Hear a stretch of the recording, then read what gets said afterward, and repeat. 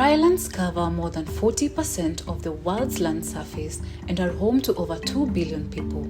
These vast landscapes, rich in culture, heritage, and biodiversity, are now on the front line of climate change, with rising temperatures, erratic rainfall, and land degradation threatening both nature and livelihoods.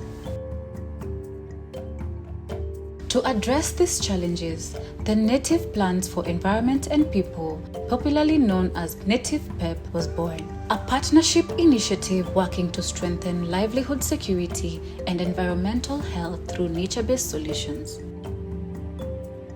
In the heart of Burat Ward in Isiolo County lies a small village by the name Aremiet, a vast dry landscape where life moves with the rhythm of the seasons. In Aremiet, pastoral communities depend on livestock for their livelihoods, and the availability of water and fodder determines their survival. For many years, the people of Aremiet have faced harsh climatic conditions such as long dry spells, degraded rangelands, and limited pasture for their animals, but change is slowly taking root. Since 2024, CETRAD has been conducting grass trials on different native grass species to determine which thrive best under local conditions for fodder production. After 2 successful trials, results are beginning to bloom. In early 2025, assessments of both plant and seed biomass provided valuable insights into how native grass species perform when grown in mixtures. This knowledge is helping communities and project teams to develop sustainable fodder production strategies that fits each unique ecosystem.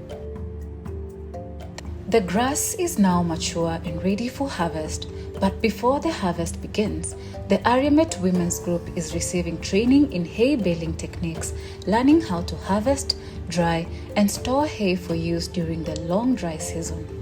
For these women, hay-baling is more than a skill.